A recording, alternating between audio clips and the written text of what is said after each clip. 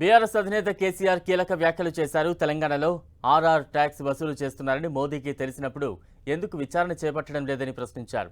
తక్షణమే ఈడీ, సిబిఐను రంగంలోకి దించి విచారణ చేపట్టాలన్నారు. కాంగ్రెస్, బీజేపీని ఎదుర్కోవాలంటే బీఆర్ఎస్ను గెలిపించాలన్నారు కేసీఆర్.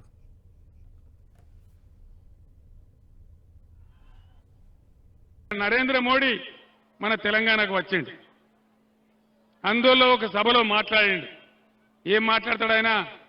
రేవంత్ రెడ్డి ఈ రాష్ట్ర ముఖ్యమంత్రి ఆర్ ట్యాక్స్ వసూలు చేస్తా ఉన్నాడు అని నరేంద్ర మోడీ మాట్లాడుతూ ఉన్నాడు. అది నిజమే అయితే మీరిద్దరు మిలాఖత్ కాకపోతే మరి వెంటనే ముఖ్యమంత్రి మీద ఎంక్వైరీకి ఆదేశం చేయి, వెంటనే ఈడీని దించు, ఐటీని దించు, ఎక్కడెక్కడ దొంగతనం జరుగుతుందో పట్టుకో. అది చేత కాదు నరేంద్ర మోడీకి. మీదికి నాటకాలు ఆడతారు కానీ ఖచ్చితంగా ఇవాళ వాళ్ళిద్దరు ఒకటే. ఎవరికి ఓటేసినా అది గోదావరిలో వారేసినట్టు తప్ప మన రాష్ట్రానికి వచ్చే లాభం ఏమీ లేదు.